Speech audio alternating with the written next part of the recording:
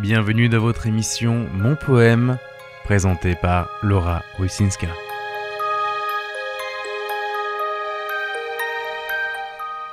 Chères auditrices, chers auditeurs, bienvenue dans notre émission Mon Poème.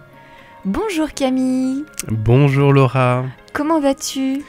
Eh bien écoute, je vais très bien et c'est toujours un plaisir de te voir pendant cette entre guillemets rentrée, septembre, en ce moment c'est synonyme de rentrée pour moi. C'est vrai, c'est synonyme de rentrée, c'est un plaisir partagé Camille. Synonyme de rentrée avec l'arrivée de l'automne. Oui, on peut le dire, l'automne qui arrive tout doucement, on le sent, le froid est arrivé depuis peu sur la région, on sent que l'été s'en va petit à petit là. C'est vrai, c'est un nouveau cycle qui arrive. Tout à fait. Alors c'est vrai que comment vas-tu ? C'est une question que nous posons régulièrement, c'est une question finalement universelle. Oui. Tout comme notre thème d'aujourd'hui au cours de cette émission Mon Poème qui est dédiée à la poésie, nous allons nous interroger sur ce thème de l'universalité. Grand sujet. Exactement, très grand sujet, très vaste sujet. Et bien sûr, nous serons heureux, très heureux de recevoir vos appels, de vous entendre lire vos poèmes ou de nous demander de lire vos poèmes. Et nous aurons également le plaisir, dans notre partie interview, d'accueillir un voyageur de l'universel. Alors, l'universalité est un thème très intéressant, car cela sous-entend quelque chose s'adressant à tous. C'est vrai. Quelque chose qui nous concerne tous. Pour toi, Camille, qu'est-ce qui s'adresse à tout le monde ? En fait, souvent, on pourrait dire que plusieurs domaines peuvent concerner tout le monde parce qu'on vit une vie humaine, donc on passe tous par des souffrances, par des trucs qui peuvent être négatifs, mais je pense qu'on devrait tous se pencher sur ce qui est plutôt positif et ce qui nous rapproche, ce qui fait un petit peu le lien, entre guillemets, ce qui construit la société, qui nous sommes avec les autres. Donc je dirais que pour moi, l'universalité, je le vois surtout dans l'amour, dans des liens aimants, dans des liens forts et solides en fait. Quelque chose qui nous rapproche, qui nous pousse aussi peut-être à aller de l'avant vers les autres avec des actions plutôt solidaires. Cette fraternité, on pourrait limite parler de la devise, la devise française, liberté, égalité, fraternité. On peut dire que c'est des thèmes qui pour moi sont très importants et qui sont au final universels parce que tout le monde devrait être concerné par ça, même si on sait qu'il y en a qui vivent des inégalités. Je pense qu'il faut qu'on se concentre sur ce qui nous rapproche et non sur ce qui nous éloigne. Donc voilà, c'est en gros ça que je vois dans le thème de l'université. Enfin, je sais pas si je dévie, si je divague. Écoute, non, ça me semble très bien, c'est vraiment super. Je partage ton avis d'être concentré sur ce qui nous lie en tant qu'humains plutôt que ce qui nous divise. Plutôt être dans un sentiment d'amour et de gratitude envers la vie plutôt que d'être dans la haine. Je pense que c'est tout à fait juste. Et finalement, c'est la création de l'être humain se fait sur cette base d'amour et de gratitude. Alors, moi, ce que je trouve comme étant le plus universel, c'est le cycle de la vie. Oui. Puisque nous naissons, nous vivons, mourons, puis nous renaissons, selon ma perception et ma conception des choses. Chaque personne, chaque élément vivant de notre Terre vit ce cycle, avec bien sûr des différences de vitesse. C'est-à-dire que nous, en tant qu'humains, nous avons un cycle long. Si nous prenons le cycle d'un insecte, il est beaucoup plus court. C'est ça. Maintenant, il y a toujours cette naissance, cette vie et ce départ. Et j'y ajouterais que ce qui est universel également, c'est notre état. Comme tu dis, en fait, nous pouvons être au top de notre forme, comme nous pouvons ne pas l'être. Pour nous, en tant qu'humains, cela passe principalement par les émotions que nous partageons avec les personnes qui nous entourent. Comment je me sens, qu'est-ce que je ressens, qu'est-ce que je peux partager avec une personne. Et lorsqu'un événement exceptionnellement positif arrive au monde, nous pouvons partager cette approche positive. Et c'est à ce moment-là que vient l'universalité. Alors, dans notre histoire, il y a beaucoup d'événements très positifs qui sont arrivés. Moi, étant polonaise, il y a eu la chute du mur de Berlin. C'est vrai. Dont je ne me souviens pas parce que j'étais extrêmement jeune. Maintenant, je me souviens, je n'ai pas vécu la chute du mur de Berlin, mais j'ai vécu les émotions positives qui étaient partagées. Alors, ce n'était peut-être pas universel parce que ça ne touchait pas le monde entier, Cependant, j'ai pu le partager avec beaucoup de personnes qui ont vu cet événement. Et donc voilà, c'est cette approche partagée, cette approche positive de la vie et des événements. Alors, je vais te proposer, Camille, ainsi que nos auditrices et nos auditeurs, de nous laisser porter par la vibration de la vie. La vie douce, la vie belle. Se laisser porter par l'énergie de la musique. La musique, qu'est-ce qu'on ferait pas sans elle, n'est-ce pas? Ça, c'est sûr. On se retrouve juste après? Tout à fait. Et n'hésitez pas à nous appeler au 02 35 03 79 52 si vous voulez participer.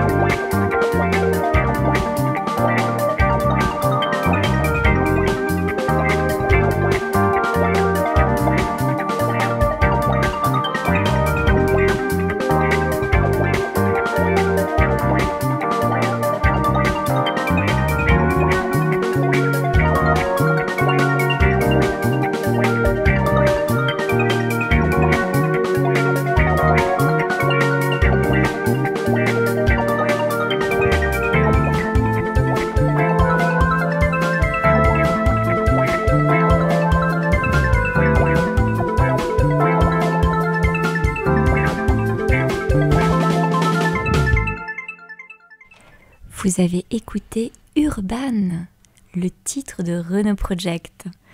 Alors là, c'est vraiment la dynamique de la vie, hein. Le dynamisme, c'est... Ça bouge bien. Ça bouge bien, ça donne du peps, ça donne de l'énergie. C'est vrai. Ça apporte tout de suite un esprit très positif. Ah ouais, tout à fait. Alors, Renaud Project, c'est un projet électro-acid jazz, c'est totalement instrumental. Et en fait, ce projet est issu de la rencontre entre 5 musiciens jazz et un ingénieur du son. Le morceau est très dynamique, il nous emmène vers quelque chose de joyeux. Et en écoutant nombreux de leurs titres, je me suis rendu compte qu'ils associaient dynamisme et fluidité instrumentale. C'est à la fois dynamique et très fluide. Ça donne envie tout de suite de mettre notre corps en mouvement, de mettre notre corps dans le mouvement de la vie. Et ce titre est excellent puisqu'il peut nous laisser nous laisser porter par un vent de dynamisme et de positivité. Et c'est important aujourd'hui. C'est tout à fait ça, extrêmement important dans notre période actuelle, de nous connecter aux vibrations positives de la vie. Alors, chers amis de la poésie, avons-nous des appels ? Alors, on n'a pas forcément des appels pour l'instant, mais en tout cas, j'ai quand même une petite surprise, entre guillemets, pour vous, puisque j'ai toujours des enfants qui participent en général à l'émission. Super. Et ils ont décidé de faire une petite émission, enfin un petit poème sur, disons, le lien. On parle du lien qui nous unit tous, et donc ils ont voulu faire quelque chose d'intéressant en ce sens, et je pense qu'on peut les écouter maintenant. Ah oui, génial. Ok, on les écoute. Des enfants.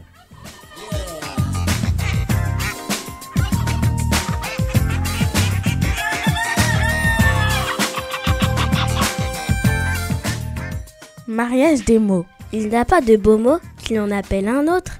Et dans le ciel de nos pensées, voilà que naît une guirlande. Mais ce n'est pas assez que de proférer seul, il n'est pas de beaux mots sans l'âme d'un écho. Viens avec moi l'ami, fiancer nos plus beaux dires. À la porte du sanctuaire, nous écrirons peut-être 2 pages de plus à notre unique dictionnaire. Claude Allaire. Voilà. Super sympa. On peut allier aussi les mots entre eux, et c'est une façon d'imager, mais je pense que ça s'allie aussi aux personnes, parce qu'on dit de faire écho, et c'est vrai qu'on a aussi besoin d'avoir écho à ce que l'on fait, à ce que l'on dit. On ne vit pas seul comme des ermites, entre guillemets, si je puis dire. Donc voilà, c'est important d'avoir cette vision-là, je pense. Tout à fait, et je voudrais rebondir, Camille, sur ce vent de positivité, sur ce lien. Et je voudrais partager avec vous un magnifique poème sur cette idée de lien. Et là, il s'agit du lien entre nous. Pour les fiançailles d'amour, des peuples redevenus frères, les hommes construiront un jour, par-dessus continents et mers, par-dessus rives et rivières, un pont sans arche ni pilier. Un pont qui tiendra dans les airs, sans aucune aide à rien relier, comme un grand arc-en-ciel de pierre qui fera le tour de la terre. Je vous ai lu un poème de Marcel Béalu. Ce poème s'intitule L'Anneau. Il fait clin d'œil au poème des enfants, avec cette idée de lien, avec cette idée d'universalité. De fiançailles aussi, des questions de fiancer les mots. Exactement, il est question également de fiançailles, d'amour. Il est question de paix, pour partager des valeurs communes, pour partager des émotions positives communes, des émotions d'amour et de gratitude. Alors Marcel Béalu, il est né le 30 octobre 1908 à Celles-sur-Cher, donc c'est le département de Loir-et-Cher.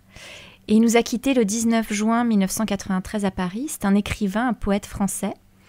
Je voudrais partager 2 éléments qui m'ont paru intéressants dans sa vie. Il a été mobilisé en 1939, puis démobilisé en 1941. Il était de retour à ce moment-là à Montargis et il tient un commerce de chapellerie. Il collabore durant la guerre au poète casqué de Pierre Séguer. Donc ça, c'est un élément que j'ai trouvé vraiment très intéressant. Les poètes casqués. Et en 1955, il fonde avec René Rougerie, qui est un éditeur français de poésie, la revue Réalité secrète. Et j'ai trouvé que ces 2 éléments étaient très intéressants au regard de notre émission Mon Poème. Donc avec ce poème, avec ce voyage d'universalité, je vous propose de faire un voyage en musique. Ah, avec un titre qui nous invite à changer peut-être. Exactement, un titre qui nous invite à changer. On écoute ça tout de suite.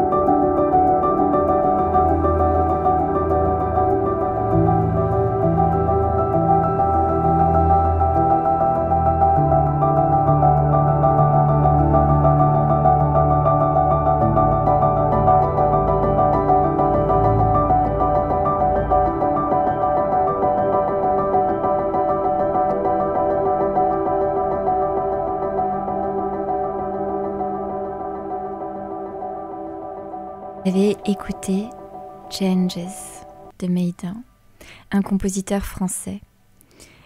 Alors comme son nom l'indique, le titre nous indique le changement et notamment les conséquences du changement. Il accompagne en douceur le passage d'un état à un autre. C'est comme une forme de lâcher-prise pour aller de l'ancien vers le nouveau. La musique commence par des sonorités synthétiques en fond pour laisser place à quelques notes scintillantes au piano. Les cordes qui apparaissent au bout d'une minute illustrent les possibilités qui s'ouvrent à nous au fur et à mesure de l'avancement. Possibilités que l'on n'aurait pas pu imaginer avant de se décider à avancer. Ce sont des découvertes d'agréables sensations inattendues. Le morceau ne se résout pas à la fin, et c'est volontaire de la part de l'artiste. C'est comme pour dire que tout est encore à écrire. Et c'est ainsi que nous a apporté Eric sa vision de ce morceau, de cet artiste Maiden sur ce morceau de Changes. Et finalement, je voudrais apporter cette perspective au regard de notre situation actuelle dans le monde, percevoir ce passage que nous avons d'un ancien monde à un nouveau monde, d'une ancienne vision de la vie à une nouvelle vision de la vie. Et c'est intéressant parce qu'avec ce morceau, le changement ne se fait pas dans la douleur, il se fait dans la douceur, il se fait dans l'acceptation. Et le changement, c'est aussi le changement de saison, passer d'une saison à un autre, d'un cycle à un autre. Qu'est-ce que tu en penses, Camille ? C'est vrai, le passage d'une saison à une autre, c'est aussi un cycle, hein, et on passe tous à un moment donné par l'automne. il revient. Et c'est vrai que c'est quelque chose d'intéressant. D'ailleurs, on aura l'occasion dans l'émission un peu plus loin de parler de cette saison, puisque l'automne est arrivé il y a peu de temps, quand même. Mais pour l'instant, on va pas écouter ce poème-là, puisque Anthony a voulu exprimer l'universalité dans le sens où, pour lui, eh bien, c'est aussi certains poèmes qui sont devenus universellement connus. Il a voulu nous en partager un, je pense, qui est encore d'actualité dans les écoles aujourd'hui, il faut dire ce qui est. Alors je te propose d'écouter Anthony tout de suite. Avec plaisir. Et nous retrouvons donc Anthony avec nous, puisqu'il a décidé de nous faire un petit poème bien sympathique d'un auteur également très connu, très reconnu. C'est vrai qu'on parle du thème de l'universalité. Anthony, bonjour. Bonjour Camille, bonjour Laura. Alors effectivement, j'ai choisi un poème d'un auteur qui est très connu mondialement, mais que nous connaissons aussi très bien ici en Normandie, c'est Victor Hugo. Et le poème, c'est « Demain dès l'aube ». Demain dès l'aube, à l'heure où blanchit la campagne, je partirai. Vois-tu, je sais que tu m'attends. J'irai par la forêt, j'irai par la montagne. Je ne puis demeurer loin de toi plus longtemps. Je marcherai, les yeux fixés sur mes pensées, sans rien voir au dehors, sans entendre aucun bruit. Seul, inconnu, le dos courbé, les mains croisées, triste, et le jour pour moi sera comme la nuit. Je ne regarderai ni l'heure du soir qui tombe, ni les voiles au loin descendant vers Harfleur, et quand j'arriverai, je mettrai sur ta tombe un bouquet de houverts et de bruyères en fleurs. C'était donc un extrait du recueil Les Contemplations de Victor Hugo, paru en 1856. Et il me semble qu'il avait écrit ce poème en hommage à sa fille qui est décédée tragiquement sur la scène. Eh bien, écoute, c'est possible, de Léopoldine, je crois qu'elle s'appelait. C'est ça. Eh bien, écoute, merci pour ces renseignements historiques également sur ce poème qui a marqué les esprits, puisqu'aujourd'hui, je crois que dans les écoles, on apprend même ce poème, je crois, dans les écoles primaires. Toujours, toujours. Merci, Anthony. Merci à vous. C'était un très beau poème, vraiment magnifique. Je suis toujours émue quand je l'écoute et quand je le lis. J'ai eu le plaisir de le lire parce que je propose mes compétences de comédienne pour des personnes qui accompagnent leurs proches vers le grand voyage. Et j'ai eu le plaisir... c'est compliqué de dire que c'est un plaisir quand c'est dans un moment comme ça. C'est sûr. Mais en tout cas, j'ai eu l'honneur, je dirais plutôt. J'ai eu l'honneur de pouvoir lire ce poème récemment à un enterrement. Et je le trouve très fort, vraiment très très fort. Il est extrêmement puissant. Je pense que chacun de nous, du coup, par ce passage que nous vivons tous, chacun de nous peut comprendre la puissance de ce poème, quelle que soit son origine, sa culture et sa vie. Ouais. Merci infiniment, Anthony. Voilà, Anthony, merci pour ce poème. Alors, je crois, Camille, que toi aussi, tu as quelque chose à nous proposer. Alors, j'avais fait une fois un poème lu en musique sur la musique de Vivaldi, Le Printemps, il me semble. Tout à fait. Et là, j'ai décidé de faire un peu autrement, parce que quand j'ai eu ce poème entre les mains, je me suis dit qu'il se prêtait bien à un exercice poétique, qui est le slam. Alors, je vous demanderai d'être conciliant. Je ne suis pas slammer, mais j'ai voulu quand même me prêter à cet exercice. C'est pour moi un beau poème qui est intéressant à découvrir, qui se nomme « La solidarité est une force » de Nol Monceau-Père. Et donc, je vous invite à l'écouter en slam. Voilà, pour l'occasion.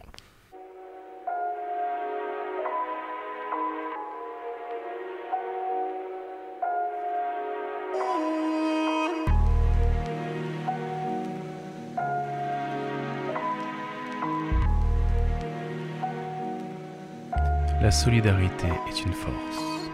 Il nous faut de bonnes idées, pour beaucoup de fraternité. Nous devons avoir l'envie de nous unir tous ensemble, pour que l'espoir, l'amour et l'amitié nous rassemblent. Avoir la grande volonté de connaître la joie doit être une écriture dans l'une de nos lois. J'ai une bonne et une vraie croyance en l'homme, en toi, en moi et en nous tous. Je pense que c'est notre force, nos dons et nos qualités qui nous ressourcent. Je veux que notre monde ait le pouvoir de s'entraider. Le monde a une chance, une belle solidarité. La famille et les bons amis peuvent ensemble se souder. Il peut enfin exister cette pure solidité.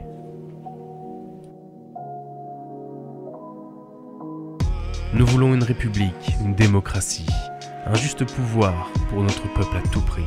Nous devons maintenant exprimer nos idées, car nous avons tous un grand rêve à réaliser. Nous avons le devoir de changer les choses. Nous devons nous battre pour une juste cause. Puisque nous devons écrire notre histoire, gardons-la réellement dans notre mémoire.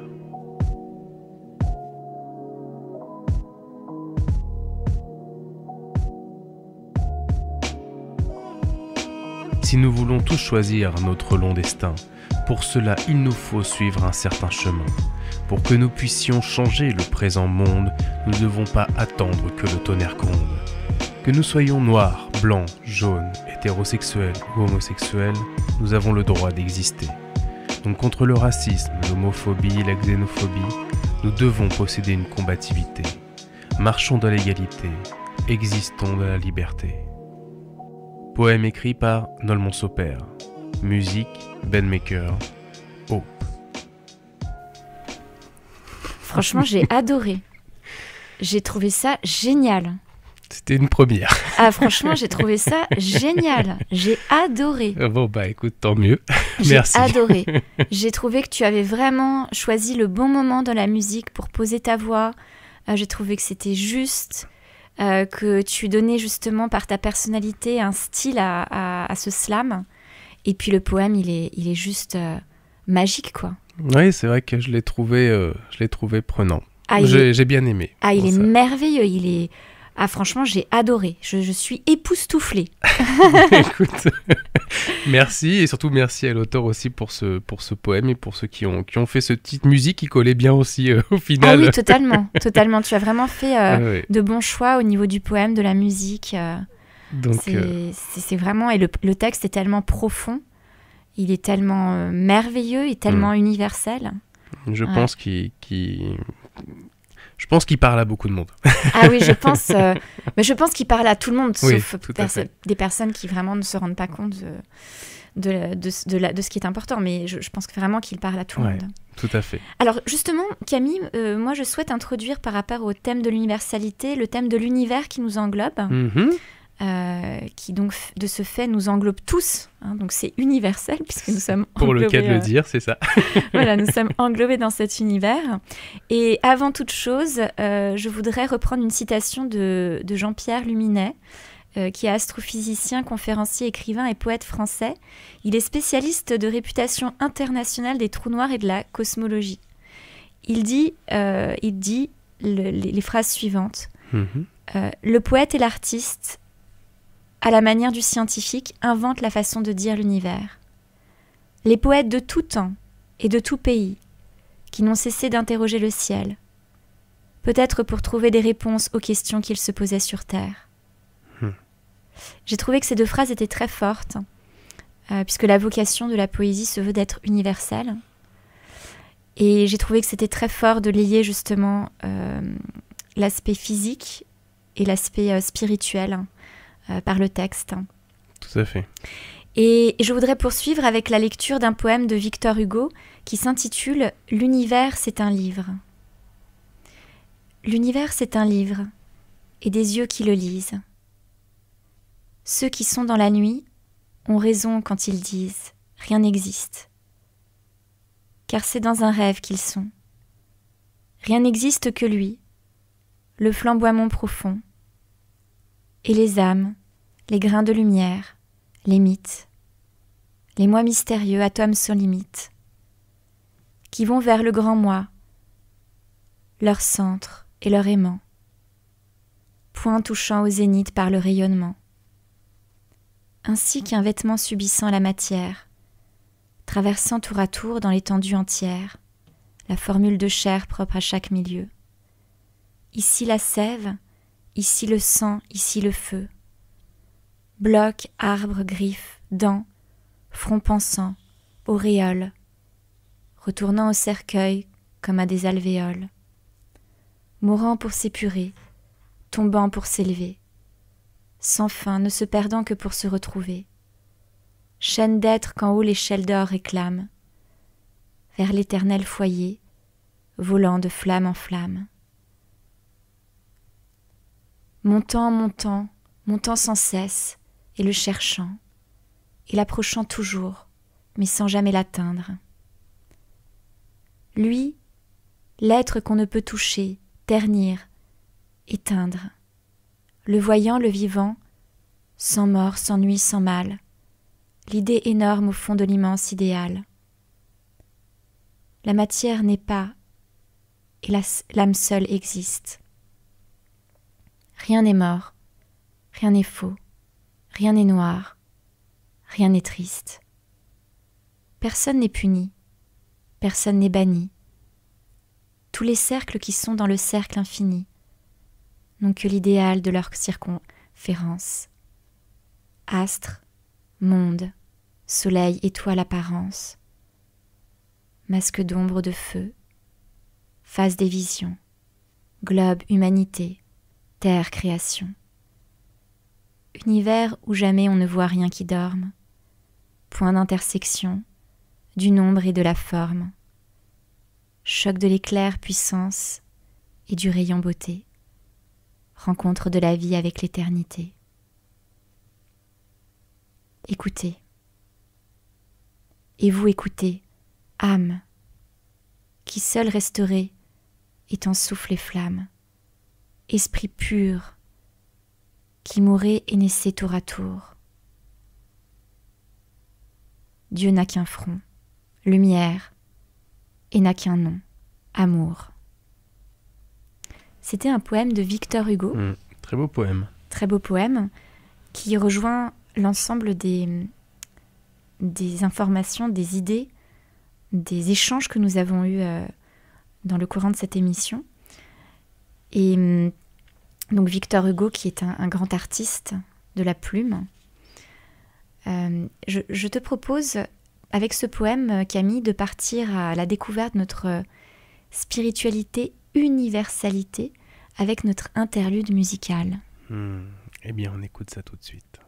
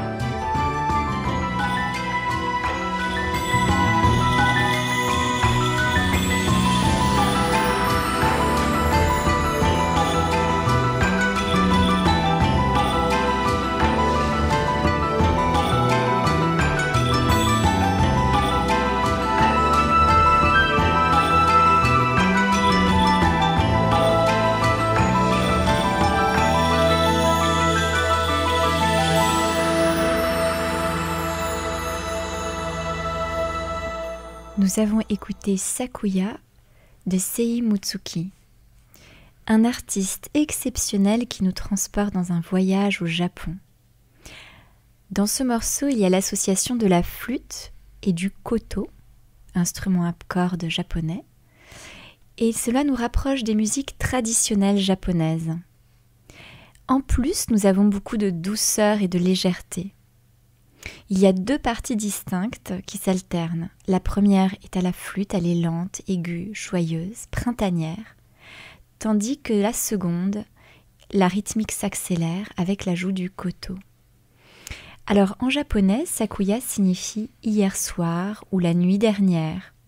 Et cette musique nous invite à revisiter ce qui est vécu pour imaginer l'avenir, tout comme le cycle de l'automne. Tout à fait. C'est vrai que cette musique me rappelle un peu les cerisiers en fleurs, toi. C'était printemps, été, tout ça. Puis là, on va passer à une autre saison, si tu le veux bien. Tout à fait. Parce que Jean-Pierre a décidé de nous faire un petit poème, parce que l'automne, je crois que c'était le 22 septembre, donc c'était il n'y a pas longtemps. Donc pourquoi pas écouter un poème sur l'automne. Tout à fait.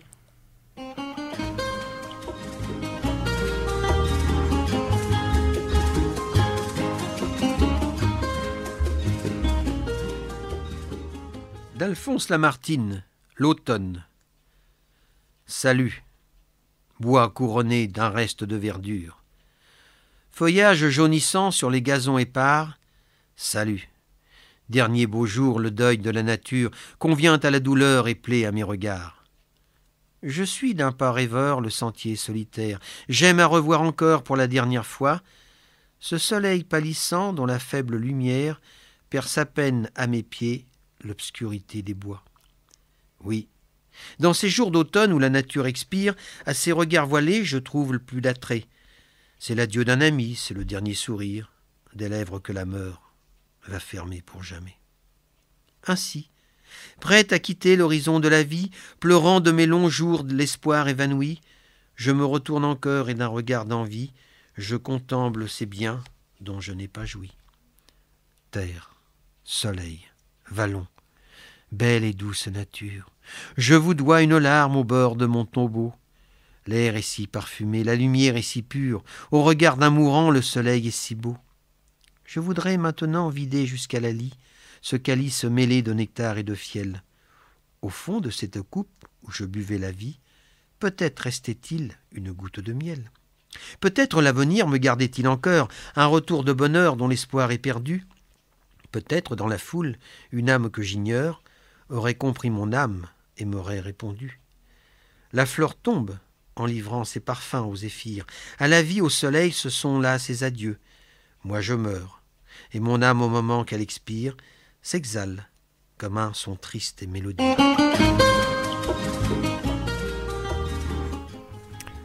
Petit poème donc de Jean-Pierre sur j'aime beaucoup ce l'automne. poème. J'ai adoré. Je connaissais ce poème et je le trouve vraiment formidable. Ah, tu connais beaucoup de poèmes. En même temps, heureusement. Heureusement. C'est sûr. En tout cas, voilà, il y a certaines phrases dans ce poème, certains vers que je trouve magiques. C'est vrai. Je suis d'un pas rêveur, le sentier solitaire. Je trouve ça merveilleux. Nous pouvons nous projeter vraiment dans la nature, dans la vie. Ouais, et c'est ça le principal. Alors je crois que pour continuer, on a logiquement un intervenant qui devrait pouvoir certainement répondre. J'espère qu'il sera avec nous. Hein. Tout à fait. Donc on va l'appeler et je vais te laisser avec lui de ce pas. Hop.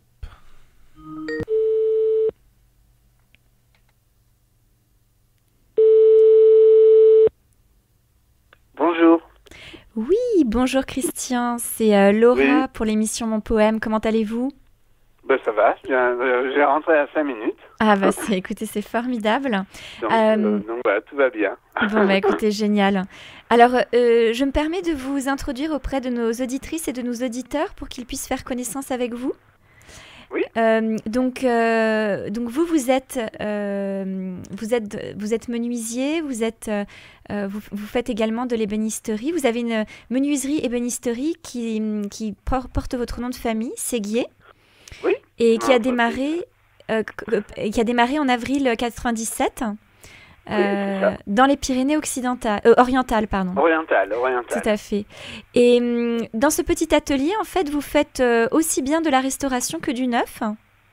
Oui, Vous travaillez le bois oui, et tout type de bois. voilà. Les bois Et les plus classiques et les plus improbables également. Voilà, et j'ai une première mondiale avec la pomme de pin. Très bien. Alors justement, par rapport à ça, donc je vais mettre en valeur deux de vos activités, l'activité du bois et également l'activité de reporter.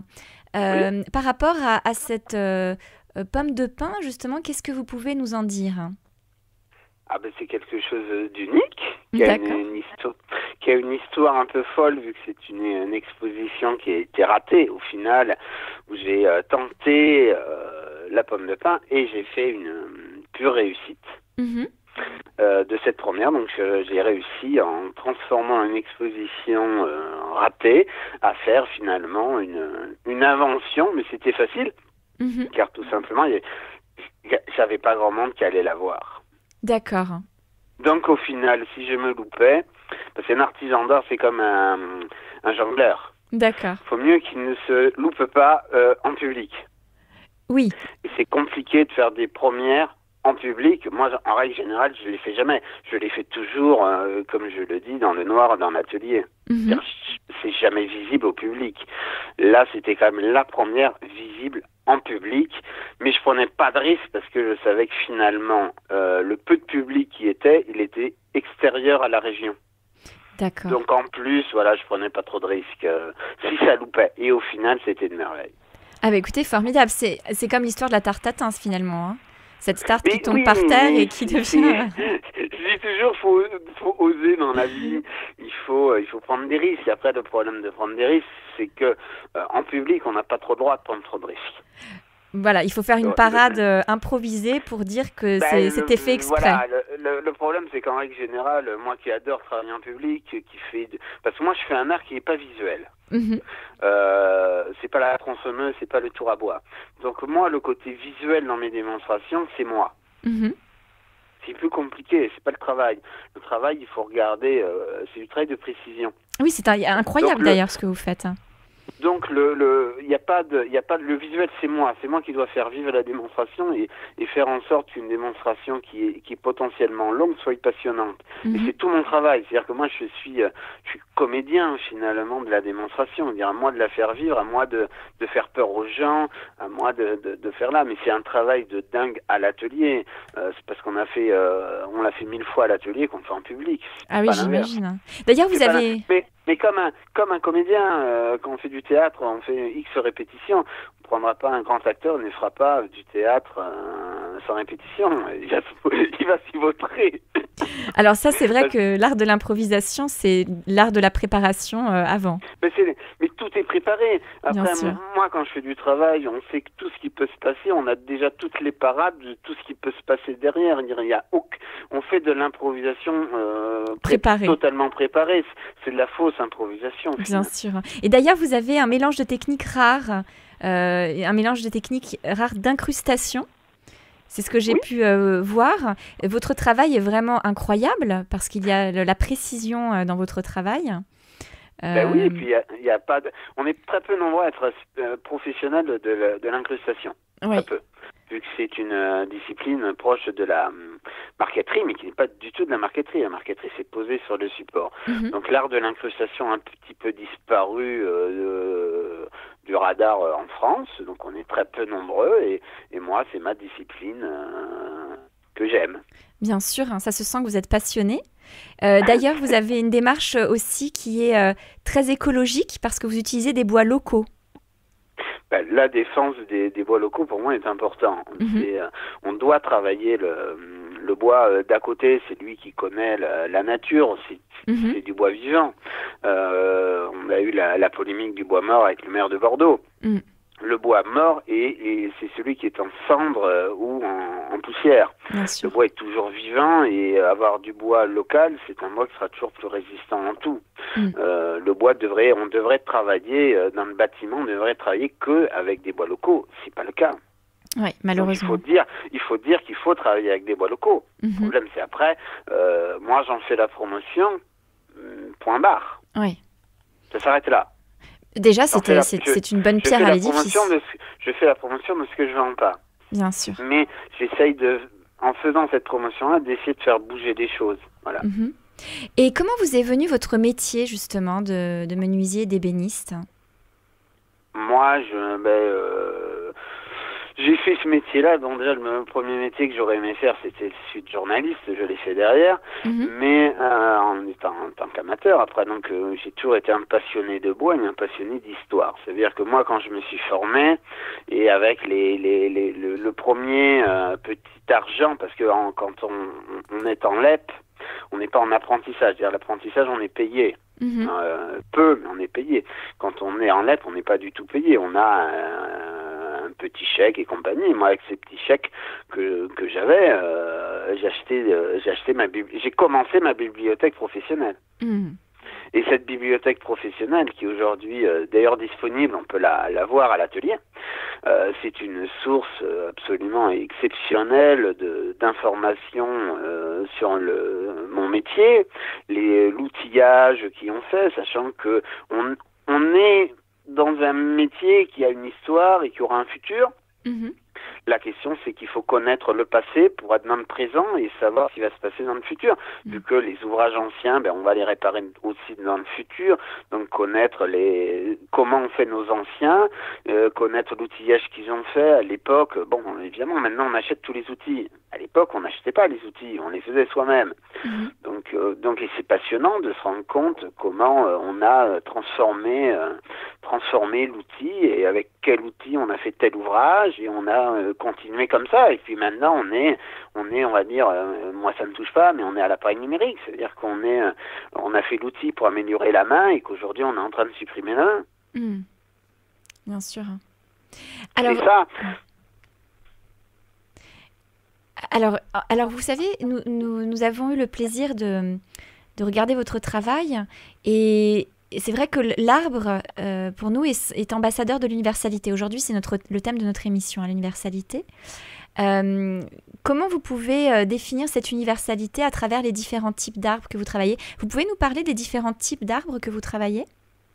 Il y a tous les arbres. Après, t'as les arbres, les arbustes et les bois d'herbe, j'ai envie de dire. Mais tout. Alors les bois d'herbe, ça va être par exemple le thym, qui va être connu de tout le monde. Et après, pour ceux qui connaissent un peu le bassin méditerranéen, on a le forbe, l'immortel et compagnie, qui, alors mort végétal, se transforme en bois, et bois qui peut être travaillé, qui peut donner des couleurs absolument exceptionnelles. Après, l'arbre, la matière, oui, c'est universel parce que c'est important et c'est important d'être en arbre, en nature, sentir le bois, sentir mais le bois en arbre, entourer le bois, ça fait un bonheur fou. Après, de faire une bonne sieste sur une planche de chêne à même le bois, hormis que c'est dur, c'est très agréable puis qu'on sent que la matière est vivante, on sent qu'on est en contact toujours avec le vivant. Super, en connexion avec la nature et avec les... C'est toujours en connexion, il faut pas l'oublier. Je prends toujours l'exemple d'un arbre historique. L'arbre historique, si on prend l'arbre de Marie-Antoinette qui est tombé à Versailles après la tempête la canicule de Clause, après Clause et la canicule de 2005. Cet arbre, il était hors de question qu'il se termine en bois de cheminée. Donc il est en train de sécher tranquillement et il faudra certainement un très beau meuble derrière, sachant que c'est un bois historique et que c'est un bois qui est toujours excellent après plus de 300 années de vie. Bien sûr. C'est toujours important de se rendre compte qu'un arbre a deux vies. Un arbre, il a une vie végétale, une vie après, et la vie d'après, elle est autant importante et elle peut durer plus. Regardons la forêt de Notre-Dame. La forêt de Notre-Dame, s'il n'y avait pas eu l'incendie, aurait encore tenu 10 siècles de plus, ce qui n'aurait pas pu tenir dans une forêt. Bien sûr. J'ai pas souvenir d'un arbre qui a 10 siècles. Ouais, ça c'est sûr. Oui, l'arbre, c'est vraiment un être formidable. Et votre approche, d'ailleurs, est formidable, la manière dont vous nous le présentez. Aussi, je voudrais présenter à nos auditrices et à nos auditeurs votre activité de reportage. Oui. Alors, très belles images et écrits. Quel reportage a été pour vous le plus fort en émotion? C'est toujours le reportage sur un sujet que je ne connais pas. D'accord. Ça veut dire que quand je suis au milieu des abeilles avec un apiculteur, il y a une émotion et puis il y a le bruit, il faut aller au bruit. Hein. Là, honnêtement, celui qui n'a pas été au milieu d'un essaim d'abeilles, il aura du mal à parler du bruit. Et ça fait très très peur, on a des consignes, moi j'adore, c'est les reportages que je connais pas, c'est-à-dire que moi j'aime apprendre de quelque chose, c'est-à-dire pour moi j'aime faire ce métier pour apprendre quelque chose, une méthode, un métier, compagnie, moi j'adore ça. C'est ça qui me donne, c'est cette envie, cette soif toujours de découvrir une autre chose, une autre facette, naturel, sans parce que moi je suis toujours en temps long, j'ai cet avantage par rapport au reportage photo. Voilà, quand j'ai passé aussi 4 heures avec les chèvres et voir derrière comment fabriquer le fromage, voilà, moi c'est des trucs qui sont passionnants, ou de faire autre chose, quand j'ai couvert le mémorial à Rivesaltes et compagnie, qui est totalement autre chose, où on a un autre, mais ça reste toujours pour moi sur la découverte. Par exemple, c'est vrai que j'ai aucune envie de faire forcément un reportage sur un menuisier ou un ébéniste. Je comprends. Une autre activité, faire un coutelier, un tourneur et compagnie, c'est pas mon secteur d'activité. L'autre, c'est compliqué vu que j'en connais trop pour être honnête. Moi, le but du jeu, c'est de rendre compte d'une honnêteté que la personne a envie de transmettre. C'est-à-dire, je ne suis qu'un transmetteur. D'ailleurs, c'est intéressant. Qu'est-ce que vous faites pour pouvoir transmettre l'essence pure de ce que vous voyez, entendez? Faut être honnête avec soi-même. Dire que moi je fais de la photo, on va être honnête, quand on fait de la photo de presse, beaucoup de photos sont entre guillemets préparées. Hein. C'est pas il n'y a pas que de la photo où on est dans l'instantané. Il y a beaucoup de choses préparées. Après, la question, c'est les plus belles photos, c'est celle qui est pas présentée, c'est pas avec un beau sourire, c'est avec le geste. Parce que moi j'aime voir le geste, mais c'est aussi mon geste à moi. J'ai envie que les gens, quand ils voient mon geste, ils voient aussi le geste des autres. Et des fois, quand on est derrière dans les coulisses, parce que moi j'adore le spectacle, donc je prends beaucoup le terme de spectacle. C'est bien aussi de voir de temps en temps ce qui se passe dans les coulisses et de voir que derrière faire un gâteau, il y a un boulot derrière qu'on peut pas se rendre compte. Donc essayer de montrer le nombre d'activités qu'il y a à faire. Voilà, il y a beaucoup de choses avant d'arriver à faire un bon gâteau, compagnie, préparer la pâte, faire les fruits, montrer tout ça. Et c'est vrai que moi, qui ai la chance d'avoir assisté à ça, c'est un vrai boulot derrière. J'imagine. C'est pas de se dire, voilà, le gâteau, il est à 2 € derrière, c'est la petite tartelette, voilà, non. C'est un travail derrière qui se montre et qui ne dure pas 5 minutes. On ne claque pas des doigts pour faire un travail, mais il faut toujours montrer qu'on ne claque pas des doigts. Bien sûr, tout à fait. On est toujours là pour montrer, moi quand je travaille, je montre toujours un sourire. Quand on travaille avec quelqu'un qui te prend en photo, on a toujours le sourire en face, on n'a personne qui te fait la gueule. Mais la question, c'est qu'il faut dépasser ce sourire-là et montrer la réalité d'un travail. Que c'est derrière un sourire, il y a du boulot. Bien sûr. Il faut toujours montrer. On a un problème aujourd'hui avec les jeunes qui pensent qu'apprendre un métier, il suffit de claquer des doigts. Il suffit de quelques semaines et puis on sait faire. Et malheureusement, ça ne marche pas. Bien sûr. Ça, c'est faux. Alors on est en train aujourd'hui, avec les tutos, avec ça, de montrer la facilité. Mais quand on sait qu'une vidéo va être découpée, montée pour derrière garder 3 minutes, faut se rendre compte derrière, c'est du montage. Et si on se rend pas compte qu'il y a un montage derrière, on n'a rien compris au tuto. Tout à fait. Exactement la même chose. Alors dites-nous, Christian, où est-ce que nous pouvons vous retrouver sur la toile? Quelles sont vos adresses de site? sur la toile, donc on peut me regarder donc sur. Alors je vais commencer par le blog principal, c'est celui du journaliste. C'est autour de overblog.com où il y a tous mes reportages qui me suivent, ou des reportages auxquels j'ai l'occasion d'être invité, parce qu'en règle générale je m'invite pas à faire des reportages. Si on m'invite pas, je viens pas. Bien sûr. Je préfère ne pas offrir à chaque fois le travail. J'aime qu'on respecte. Ensuite, il y a mon blog professionnel où on peut suivre donc mon activité de menuisier, d'ébéniste et tout ce qui entoure le métier, c'est important.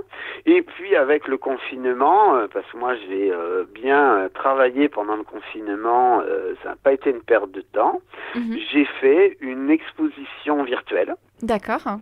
Qui s'appelle donc au cœur de l'atelier.over-blog.com et on peut voir donc toute la partie historique, parce que je fais une exposition d'outils anciens, et on peut voir donc l'exposition des outils, on peut me voir travailler, parce que je retravaille avec les outils anciens, donc pour le folklore, je le dis bien, et c'est enregistré parce que je faisais à l'époque, je l'ai fait pendant 10 ans, une exposition réelle et virtuelle. Et une exposition, ça veut dire que les gens venaient voir en vrai et je tournais en photo avec des projecteurs. J'avais à peu près 4 projecteurs autour de moi et je réenregistrais exactement, tout simplement pour que la personne puisse le voir derrière sur Internet et revoir la démonstration qu'elle avait vue et dire aux gens, voilà les démonstrations que vous pouvez demander, car chez moi, quand je fais mon exposition avec les outils, les métiers d'art et compagnie, c'est le visiteur qui choisit la démonstration qu'il a envie. Super. Tout est prêt. J'ai une vingtaine de démonstrations qui sont prêtes sous les tables. Génial. Et en règle générale, je mets 1 à 2 minutes pour préparer la démonstration et j'ai un panel d'une vingtaine de démonstrations disponibles en moins de 2 minutes. Super, Christian. Nous vous remercions infiniment pour votre temps. Nous avons été très heureux de faire cette interview avec vous et nous vous souhaitons de grandes inspirations pour de grandes créations comme vous les faites jusqu'à présent. Voilà, mais je vais dire quelque chose, c'est que plus on fait et plus on a d'idées. C'est absolument pas l'inverse. J'imagine, ça c'est sûr. Voilà. Plus nous faisons, plus nous avons des idées. Voilà, merci c'est ça qu'il faut voir. Et surtout, s'il faut dire aux gens, ne vous autocopiez pas, c'est la pire des choses. Ça c'est sûr. Nous vous remercions infiniment, cher Christian, et merci. Et au plaisir d'écouter, d'échanger avec vous par rapport à l'ensemble de projet. Grand plaisir. Merci infiniment, très belle soirée. Allez, merci. Merci. Alors, nous avons eu le plaisir d'interviewer Christian Séguier. Cela me fait penser, puisque nous sommes sur le thème de l'univers, à cette petite fille dans le jardin secret qui disait que elle avait vu un Maharaja qui portait tout l'univers au fond de sa gorge. Oui, je connais. Et donc, en effet, il y a Christian Séguier qui nous fait part de cette volonté d'apprendre et de porter tout l'univers en nous. Chères auditrices, chers auditeurs, nous vous remercions infiniment pour votre précieuse écoute. C'était l'émission Mon Poème et nous nous retrouvons le dernier mercredi de chaque mois. Donc le prochain, ce sera le mercredi 28 octobre à 17h sur le thème du départ. Ah, le départ. Et pour nous quitter au départ de notre émission, on propose une traduction entre guillemets par des enfants de la chanson de Michael Jackson, Heal the World, change le monde. Génial. Très belle semaine à vous, chères auditrices, chers auditeurs.